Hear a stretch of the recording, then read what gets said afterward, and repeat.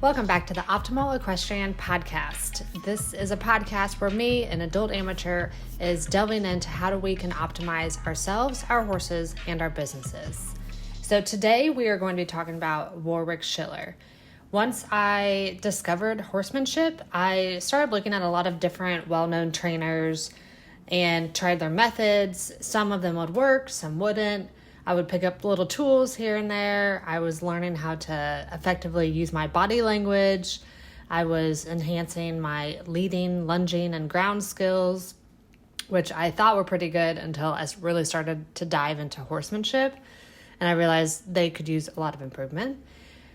But some of these different trainers, I had to kind of decipher what they were actually trying to achieve. Some I didn't really understand at all what the goal was. They weren't very well at communicating. Others had some tactics that just looked a little too aggressive for me, then was something that I wasn't really comfortable with.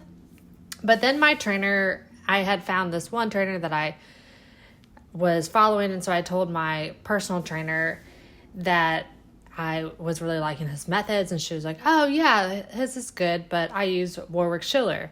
And she started making huge grounds very quickly with my horse. So I decided to kind of dive into Warwick. He was Western, so I just kind of had brushed him off as like, oh, well, that's not going to work for my dressage horse, which is silly now thinking back on it.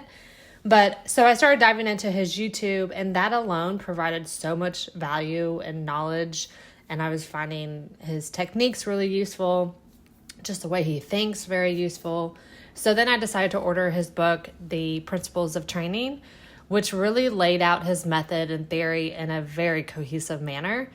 Not that his YouTube didn't, but it just really took explained all his principles and really tied all of the YouTube videos together.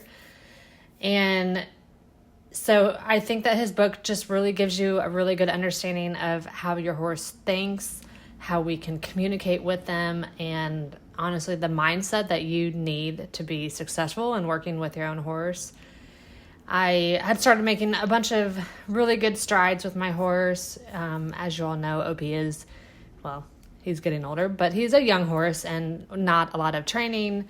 He's not, I wouldn't say fully broke, but my trainer helped me a lot as well. I can't discount that. She's made huge strides in making him a well-behaved young man. But now I have moved facilities. I'm on my own a lot more, and I had this new issue pop up. So Opie began rearing when I was leading him, and I think what was happening is that he's very food motivated. He's a chunky boy. He doesn't get a lot to eat, so all he wants to do is graze. And so I would do the typical pulling your head up, make him keep walking. And so his response to that was like, okay, well, then I'm just going to rush ahead so she can catch up and I can get a few bites in. And so then I would pull on him, tell him, no, you need to walk by me. But he was usually already past me. And so he would get frustrated. He would rear up, which it was never at me. So I never really felt like he was trying to attack me or anything, which I think is an important thing to note. He wasn't like aggressive towards me. He was just clearly frustrated, wanted to eat, and my goals did not align with that. And so I wasn't really trying to address it. I just wanted to get to the arena and on to my task for the day. So I had just kind of blown by that. But then we would be in the arena, and I would be on him. He started giving little bunny hops when he was under saddle, which also, if you know my history, I've had a really bad concussion. And so I deal with a lot of fear around stuff like that, any kind of misbehavior when I'm on their back. But it was whenever we would be by the arena gate, he wanted to go out the arena to the grass and towards his friends.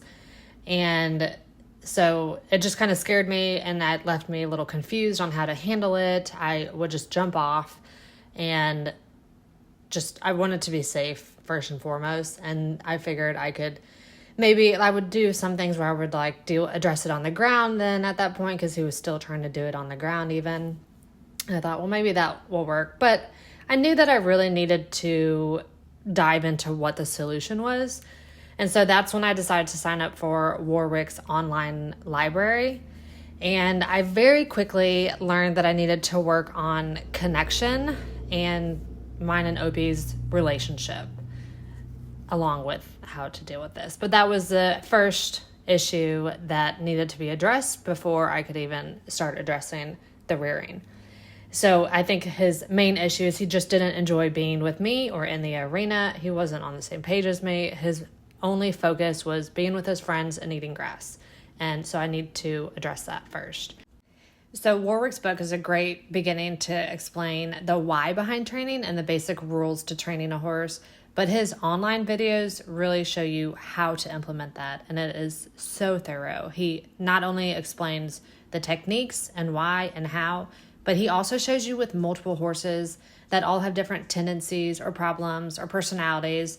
And it really helps so you can find the exact examples of similar horses and some horses that have similar problems to you and how Warwick has fixed them, either like his personal horses that he's training at home or at clinics.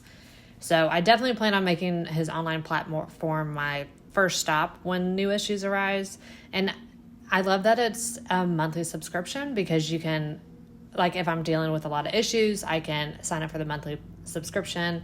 If everything's going great, you can pause it, don't have to pay for it during that time. And then if you need it again, pick it back up. And I find that very useful and very helpful. But your horses are always going to, at least my horse, he's smart and he's always looking for like weak points in me and how to exploit those. And so I always think that new issues are going to arise, and eventually, hopefully, you can figure them out and know the principles and the flow chart and be able to figure those out on your own without having to sign up for the subscription.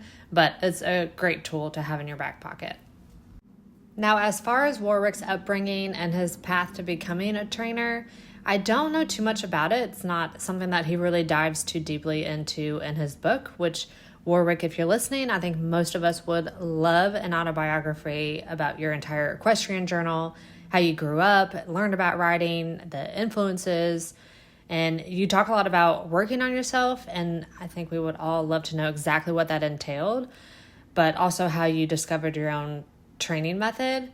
I did listen to an interview of him on the Art of the Horseman podcast, and in that episode, he goes into it a little bit, but I would love a deep dive that a book could actually give you and all the details and a full life story.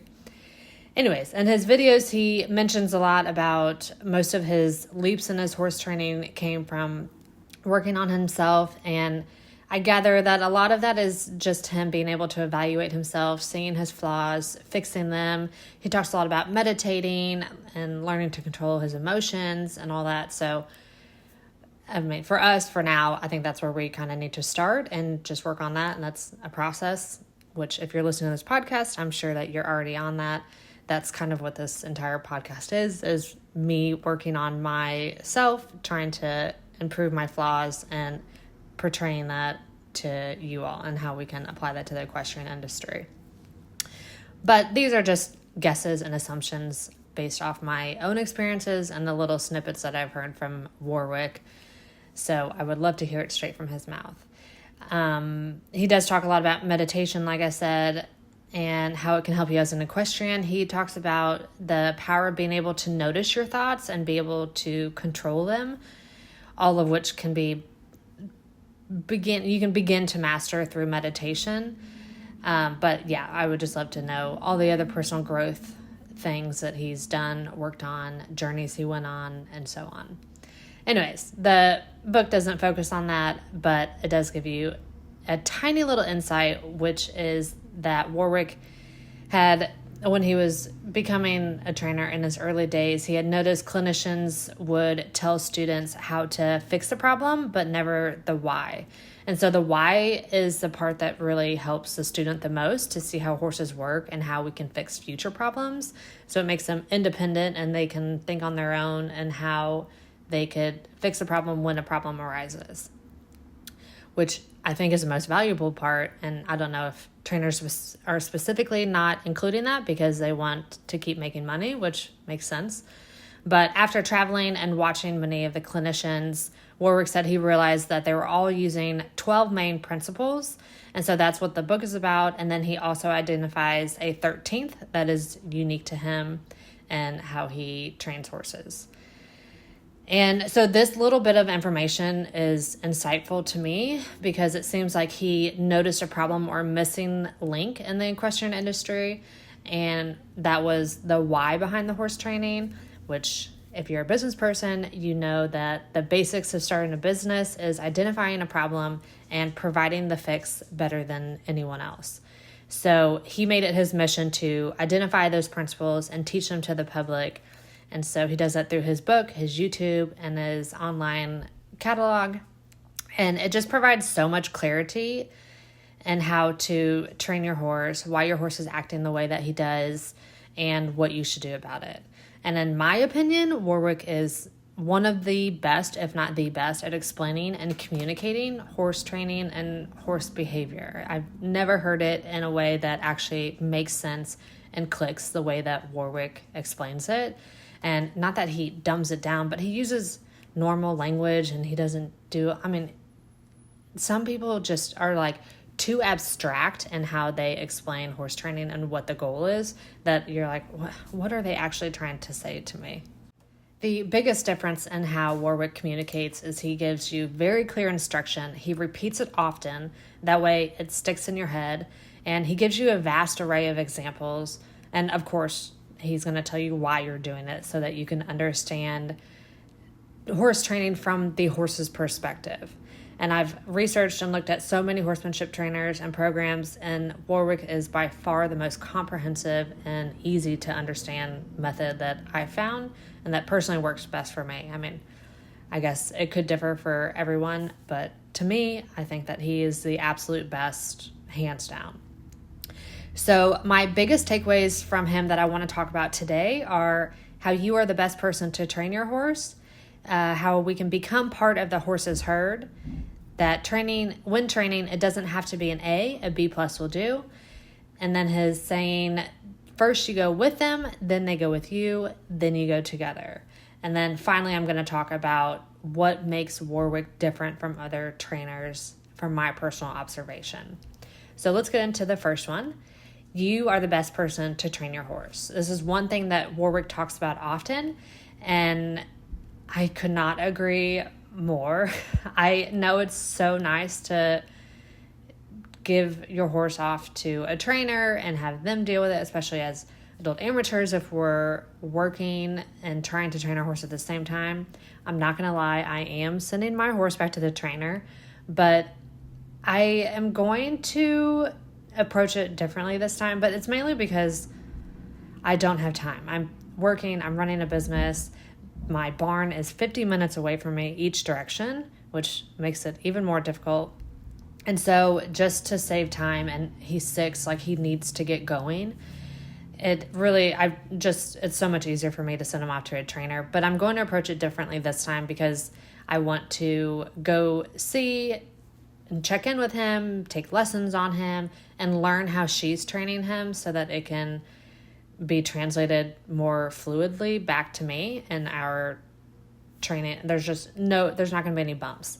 But still, I think it's so important to learn how to train your horse, be able to have these resources that Warwick's providing. That way, he's going to come home and she's a couple hours away. So that's not going to be something that I can just easily take him to the trainer. So if it's something that I can fix on my own through the help of Warwick or understanding how to train horses and the principles of training horses, that's invaluable to me. So if you're going to be the rider, handler, owner, there are going to be issues that arise. And yes, you can take them to the trainer, but wouldn't it be able to figure it out in the moment before they become bigger issues? And that way you don't have to spend money and travel and time taking them to the trainer. So his program really empowers owners to see the how and the why their horse is misbehaving and how they can fix it. Now with Opie's rearing issue that I told you about earlier, I couldn't find the exact issue that I was dealing with on Warwick's platform, But by using his principles and a little creativity and trying a couple different methods, I quickly realized how I needed to fix it. So the fact that I know my horse better than anyone else also made it easier for me to see the whole picture and where Opie's usual tendencies and motivations lie. Like, his motivations are food and friends. And that ended up leading me to the right answer. But if your horse is rearing because they're nervous or scared, that's going to be something completely different answer. And if you're curious, the solution that I found started with Warwick's videos of working on grass, where if I've asked him to walk and he stops to eat, you don't just keep pulling their head up. I think it's just going to start causing an issue. And in general, Warwick doesn't really like to just be pulling on their head all the time. So what he does is he uses his flag behind him to say, no, keep up.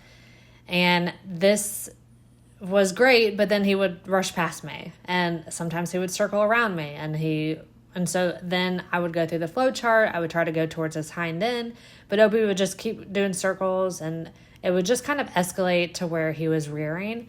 So my solution was, when he went forward, I would use the flag in front of me to say, no, you can't go that far ahead of me. And so it's kind of creating these clear boundaries of where he should be next to me. And that was all I needed, and he would walk calmly next to me. Like, how easy of a fix was that? But I was trying all these different things. It was escalating. You get frustrated if you're just trying to do a tug of war with their head.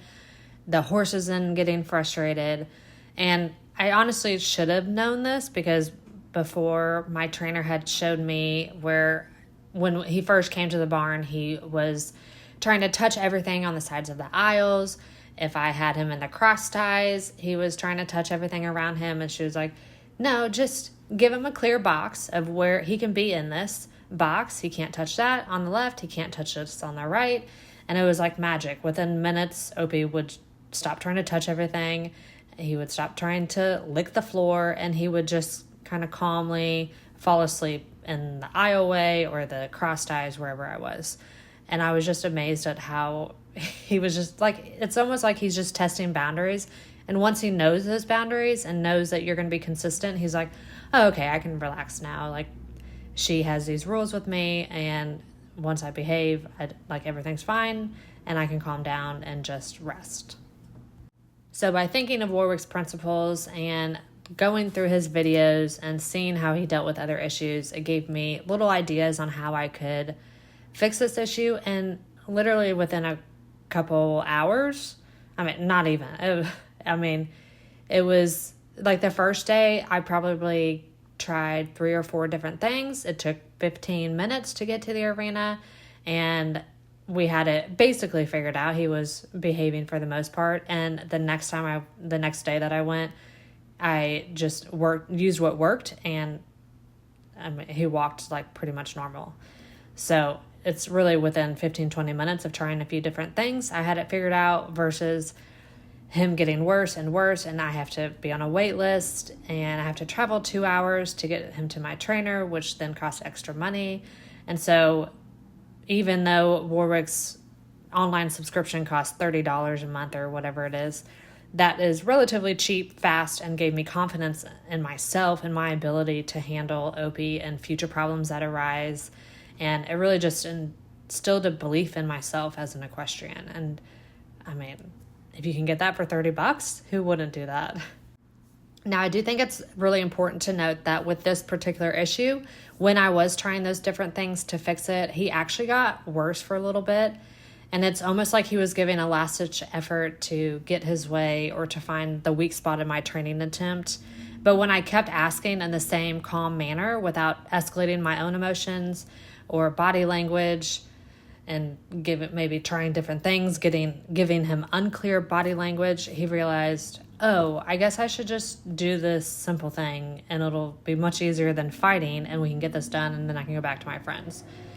And Warwick had noted in a video that it's normal for them to get worse before they get better, and I'm really glad that I heard that little piece of advice, because it did encourage me to keep trying. So sometimes all we need is just that little bit of encouragement to stay the course, even when things aren't going great or getting worse.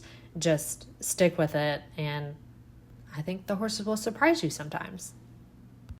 On to the next big topic that I took away from him is the idea of connection and becoming part of your horse's herd.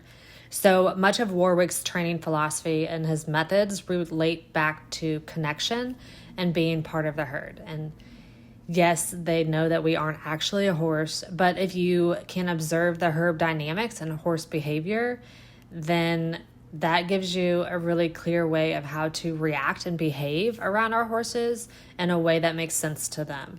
So we need to notice and see the world and our interactions with our horses from their point of view. And this is the 13th principle, which is relationship before horsemanship. But in my eyes, it's really the first thing that you need to work on as an equestrian. And it's the principle that sets Warwick apart from all the other trainers. This is the one that he came up with that he thinks really ties all the other ones together. And so connection is a word that's thrown around a lot these days without much of a concrete definition, which I am planning an entire episode on this, so we can save the deep dive into that for later. However, in Warwick's book, he begins to define it in the following way, and this is a direct quote. He says, "To build a relationship with your horse, you must notice, release pressure, and pause when you see the first sign of no from them. Stop and observe their behavior, body language, and relationship before proceeding." He then later goes on to say, a no from a horse could be anything from running away, blinking, raising their head, tilting an ear, holding tension, or even pushing into pressure. So Warwick has this flow chart that he came up with, and this is the main objective of it. So most of the flow chart is just being there and reacting to how the horse is acting and waiting for the horse to tell you that he's ready to do what you want to do. And so this is only possible if we're paying attention to the horse.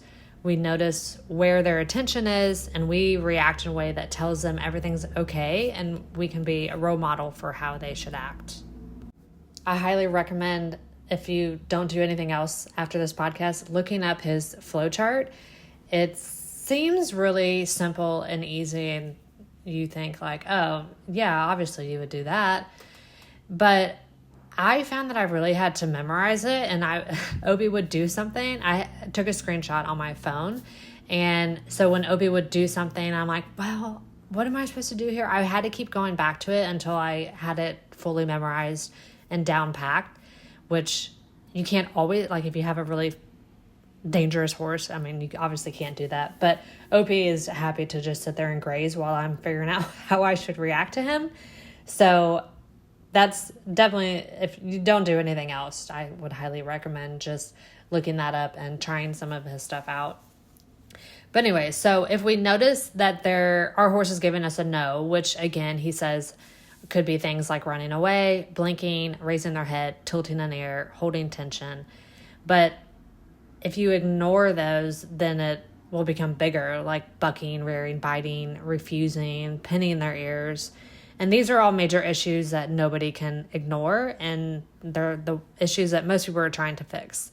But when we notice them, he talks about pausing and not proceeding until they're gone, until the horses relax, they lick and chew, and that's how they show you that they've processed that and they're over it. And so you're not, I'm sure if you've heard anything about him, he talks a lot about the 13th rabbit.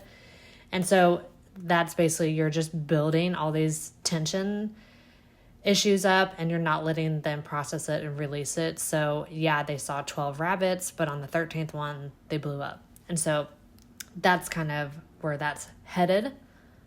But once we begin to do those things, we start noticing the blinks, the raising the head, the tilting an ear. That's where you're communicating to the horse that you see that, you're acknowledging it, you're taking a break, you're not going to push past it, and that's going to start laying the groundwork for a positive relationship and a deeper connection with your horse. Now, it's not always easy, it's not always a quick fix. This is going to be something that you have to gain the trust of your horse, and that you're going to continue to listen to them. They have to trust you, and you have to earn that trust by showing them over and over again that you're paying attention to their fears and worries, and that will only take time. But if we can start doing that today, you're going to be that much closer to your horse, closer to being able to just walk into the arena, get what you want to do done. But I don't think that we should be asking anything of our horse until we can set that base level expectation. Warwick also says on another level about connection, that connection can also be releasing pressure when the horse begins to relax after an ask. So to me, that means a lifetime of communicating to the horse that you see them. And yes, your behavior will change and be more subtle as you progress in your training and as you move up the levels, be able, once you're doing all these fancy movements and all that. But it's still a way that you can keep that bond and connection strong, even when you both advanced in your knowledge and education and you're showing goals or whatever it is that you're working on. So these little moments and changes in how you see and interact with your horse can prevent so many major problems down the road and prevent them from becoming those major issues. And Warwick is constantly talking about how these signs that we ignore show up in the major issues under saddle. So he gives an example of a horse who anxiously moves around while they're being saddled.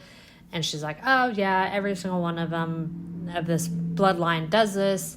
And that it's not an issue, but like the issue is rearing under saddle. But to him, he's like, no, this is the beginning of the issue, and you're ignoring all of this, and that's the hole in the training that leads to them rearing under saddle. So if we want to fix the rearing, we have to fix this issue now. The next maxim that I love from him is that first you go with your horse, then they go with you, and then you go together.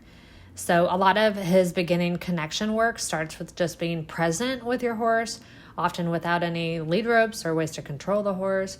And this shows you where the horse's mind is and where they prefer to be. So say you let them loose in the arena, what does your horse do? Do they pace the fence that's closest to the barn or their herd? Do they go out and explore the arena? Do they hang out with you? And that's all about finding out if your horse even enjoys being around you, or do they think every moment away from their herd is arduous? Think of when you go to catch a horse. Do they walk right up to you and are they greeting you, or are they running away? When you turn them out, do they hang around or do they gallop off towards the herd and buck towards you as they're taking off, like before you can even get the halter on? So all of these little behaviors say a lot about your relationship with your horse. So maybe if your horse is doing those things, you need to spend a little less time telling them what to do. We're just going into the arena, we're working, we're checking things off of our list, and we need to instead spend more time doing what the horse wants to do, just being in their environment, being around them, and being a part of the herd. And this could look like hand grazing, bring them in just for a groom and a scratch, or simply just sitting in the field with them. And so we can use this time to notice what the horse is worried about, where they don't want to be touched, where they like to be scratched. We can engage with them if they're nuzzling you. I often take Opie on walks where I just let him lead the way, and we end up in the middle of hayfields sniffing bales. Like the other day, he found these two bales that were next to each other and they had bird poop on it, and he sat there and sniffed that bird poop for 10 minutes. It was ridiculous, but it's what he wanted to do, and I'm perfectly fine with that. But we'll also go out and we walk by other pastures of horses. We inspect bushes. He spooks at bushes. We pass cross-country jumps, and he hasn't seen a lot of those, so he usually spooks, and then he immediately wants to go touch them and walk around them, inspect them. And these little walks that I do with him, I originally did it because I wanted to just practice going to new places on the farm. That way, because he's not great when I take him to new farms and venues. And so this is my way of dealing with it at home. I'm like, well, every day we'll just go to a new place on the property. And I'm lucky enough to be able to board at a huge facility with lots of land. And OP just loves these walks. And I love them because I get to see a side of him that's eager and curious. So a lot of times when we're in the arena, he's really lazy and slow, and I have to keep him moving forward. But when we go on these walks, he's like covering ground. He's excited. He's looking out. He likes looking over the hills. And I think that he just gets really resentful and bored in the arena. And so it's a good mental break for him to go out and explore the property. And I just really enjoy seeing that side of him, of being eager and excited and exploring. And if he starts getting a little too up and makes me nervous, perfect, we can just go back. I mean, my goal is to at least take 2 steps on a different part of the property that we haven't been on. So we're very lucky to have a property that big, and I know that that's not reasonable for everybody, but still, just getting out of the arena and exploring can be so beneficial for them. And I love just letting him lead the way. We're going to go wherever he wants to go, where he wants to explore. The next maxim is, it doesn't have to be an A, but a B+ will do. And this is something that I saw Warwick say in a video on his online platform. And I think it's especially important with young horses. Obviously, that's all I'm dealing with right now, so that's my lens. But it can also be vital when you're like teaching anything new or trying to fix a problem. I think a lot of us equestrians have a micromanaging problem, and we want the horse to be perfect every time and on the first time. And that's just not a reasonable expectation. And I think a lot of the horse training issues that I personally dealt with come from micromanaging and trying to control too much. So anytime I'm having an issue, that's my first thought is, am I micromanaging? I need to let go and let him do what he wants to do to an extent. But for example, I was watching one of his videos of him getting on a horse for the first time, and the horse had a tendency to be lazy. So he was just introducing the leg and asking the horse to walk. The horse walked forward, but it was in a slow, sluggish manner.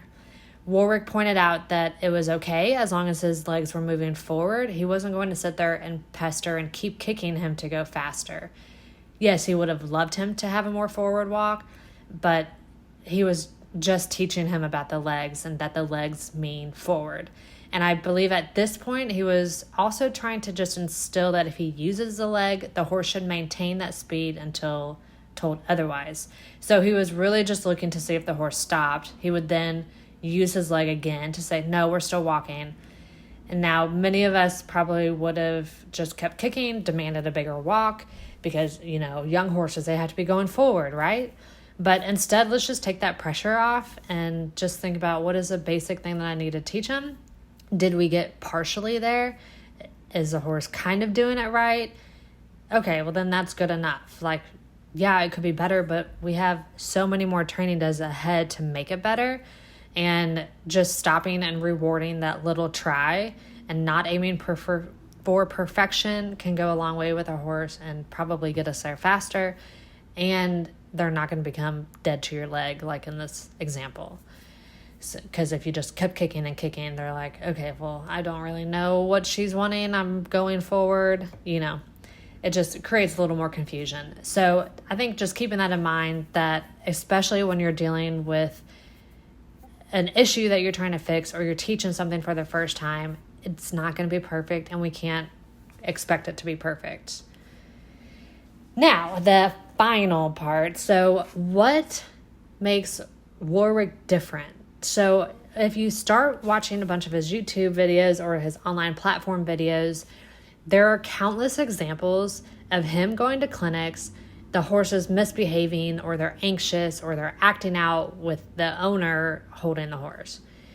But as soon as Warwick takes the lead rope, the horse almost immediately gets calm, relaxed, they're regulated, and they pay attention to Warwick, what he's doing, his body language.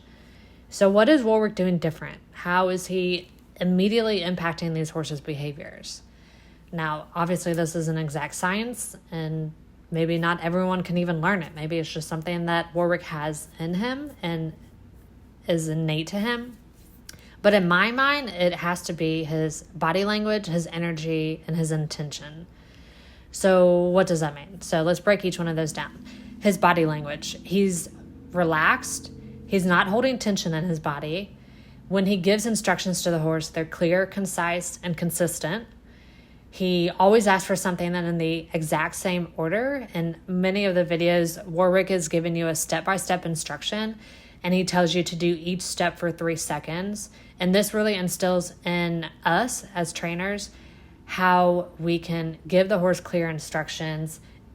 It's going to give you that muscle memory on how to ask for it and really instill that in our brain. But it also gives the horse time to react before moving on. So they're going to say, oh, well, after she does this, she usually does this, so I should just move now.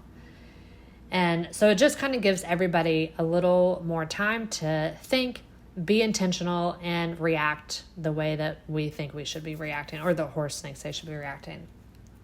But you'll see in a lot of the videos that even though someone's told, like, all right, point your left hand, Warwick will say, well, why is your right hand moving? Or your feet are moving. Do you even know that they're moving? All of those little details are going to be communicating something different to your horse that we didn't intend to. It's crazy how the details can make such a big difference. When I started doing these things for even simple tasks such as leading, he has a bunch of videos on leading with energy. I was blown away at how quickly OP picked up on the things that I was communicating with him with my body language. And OP would just start moving just from me tipping my body, like my upper body forward. Literally within probably 15 minutes, I taught him that. And this was so thrilling to me. And I mean, I've done so much lunging, leading. I've dealt with really hot horses, thought I was great on the ground. And it's crazy how these little details can communicate so much to them.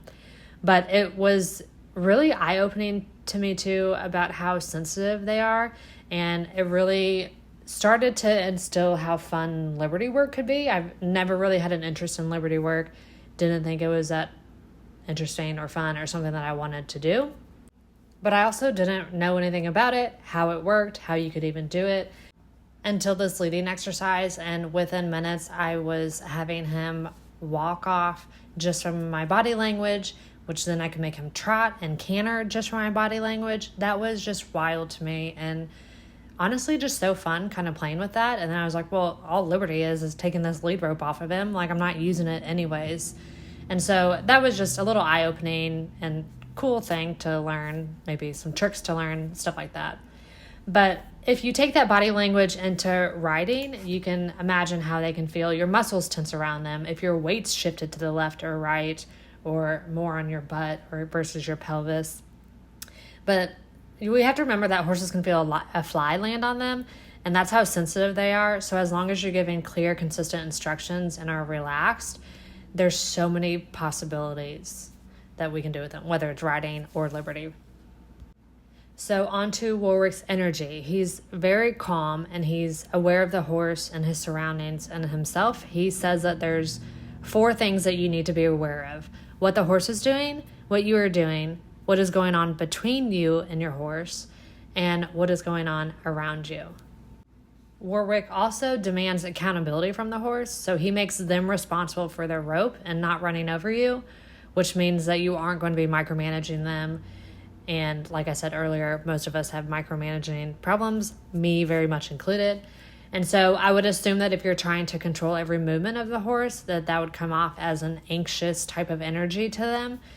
Because what happens if they don't move that foot perfectly, etc.? Like, do you get frustrated? Do you get angry? Do you try to drill the movement? And none of those really sound fun for the horse, which means that they're going to have increased tension and frustration. And we all know that none of that is conducive to horse training. So we have to be present and focused when we're around our horse. We can't bring any problems from the rest of the world into the arena. And for me personally, I used to listen to podcasts while I rode, or maybe you listen to music or whatever, but that's going to tune out the rest of the world around me. Literally, I have headphones in. Like, I'm tuning the rest of the world out. And yeah, they can't, I mean, maybe they can hear it, but Warwick has this saying that he says all the time that he credits to Ray Hunt, but he says that they know when you know and they know when you don't. So they know that you at that moment are not aware of what's happening outside the arena, what's flying above, or something hiding in the woods. And if you're not aware of those things, then that means that they can't rely on you to watch out for them. So that means they have to be on guard and they have to protect themselves. Remember, they are prey animals, and so they're always looking for movement. They're tuned into sense. They're on guard for danger. And if you're not present, be it that you're worried about an issue at work, you're going through your long list of to-dos, or you're simply listening to a podcast, that means that they have to be hyper aware, because in a normal herd situation, everyone would be being aware. And so they can't fully be present with you and work on what you're working on because you're not fully present as well. The next trait of Warwick's is his intention. So Warwick means no harm. Like I said, horses are innately aware of danger and predators. And if you have this agenda or an ill intent, that's going to be portrayed in your body language, which will cause tension. It also goes the same for having a timeline for the horse. If you're worried and stressed about the horse needs to hit this milestone by this age, then that's also going to show up in tension and stress, which will then be portrayed onto your horse. I mean, the horse doesn't know that it's supposed to be trotting down the center line at age 5. Your goal as a trainer is to teach one basic task until the horse understands that one task, and then you can build upon that one at a time. So trying to rush past what the horse comprehends or is physically capable of doing only hurts your goal of possibly showing them at age 5 if they're ready for that. So the training takes as long as it takes. If they catch on and are physically able to at 5, great. If not, it's not the end of the world. Isn't their mental health and longevity more important? I mean, to me it is. So if it's not, maybe you should consider a different sport, one that doesn't involve an animal, and you can put all that pressure on yourself and you can handle that pressure. But Warwick also talks a lot about not holding preconceived notions or labels of the horse. So if you're expecting the horse to rear and that's all you can think about, guess what? It's going to bring tension, anxiety, nerves to your horse, and they're going to feed off that and be more likely to rear. And so Warwick goes into working with horses with the simple intention of building a bond or relationship with the horse and to not treat it as a tool. He wants to be seen as a reliable partner, as a member of the herd, even a leader to be looked up to. And so just changing your mindset and your intentions to match that has been incredibly powerful in my horse training journey. So when you start taking all those labels, goals, expectations off each training session, the magic just kind of seems to happen.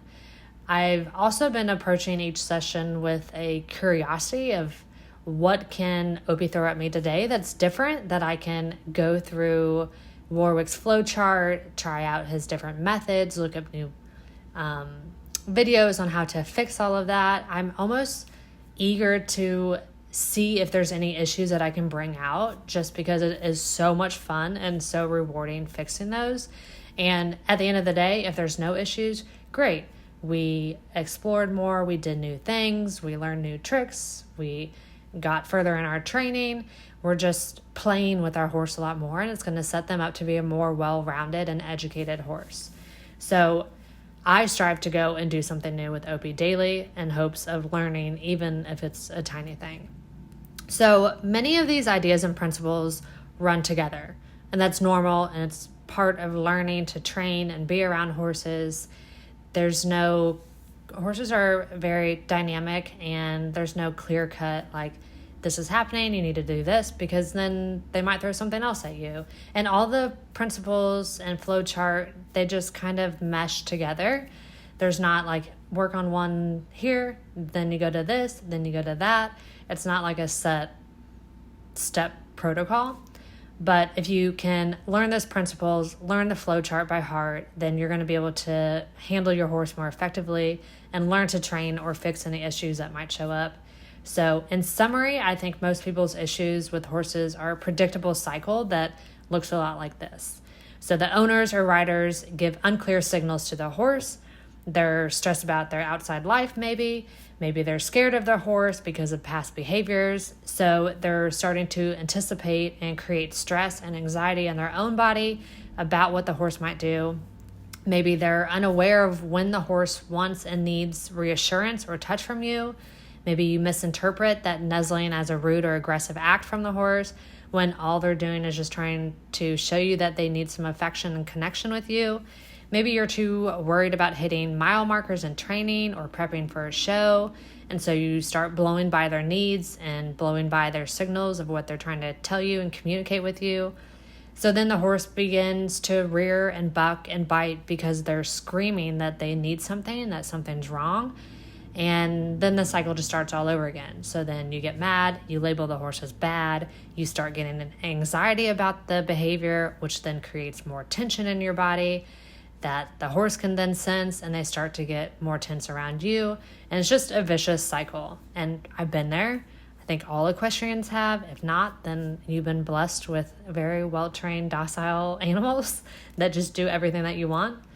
But one thing that Warwick has taught me is to just stop, breathe, let things calm down, give your horse a benefit of the doubt, slow it down, ask in clear set of steps, and wait for them to get back to a zero. Wait for them to be calm, relaxed, no tension, licking, chewing, all that stuff.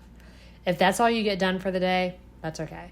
They're going to regulate faster next time. They're going to learn that they can trust you. You can start to form a connection that will last a lifetime. And this is vastly different from what I grew up thinking. You know, all those trainers that say, like, you need to make him do it. He's being naughty. Don't let him get away with that. I mean, to me, that's just ridiculous these days. I would much rather, if an issue shows up, stop, breathe, and I'm looking on my phone to see how Warwick says I should fix it. So I didn't really get into a lot of the book, to be honest, and his principles of training. Yes, they're important. I think every equestrian should read that book and learn those lessons. But I have just found so much value from all the videos, and there's just these different things that I'm picking up on that they're maxims that have stuck in my head. And I just thought that those are really important to express to you all. Maybe get you a little curious about Warwick, and maybe we can start viewing and interacting with our horse in a little different way that is more impactful. So Warwick is a very unique trainer. He has so much self-control, reflection, and awareness of himself. So I hope I can keep learning from him, using his principles, and maybe one day I'll be half as good of a trainer as him. I think he does have something innate in him that is unexplainable, unattainable, and it's just a gift that he has. But hopefully we can learn a little bit something. Grab his book, listen to his podcast, check out his YouTube, and if you're dealing with major issues, you definitely need to get his online platform subscription. It's definitely worth the money, in my opinion. So I will see you all next time, and please share and like and follow on whatever platform that you're using, and leave us a review. It really helps others to be able to find my show. So thank you, and I will see you next time.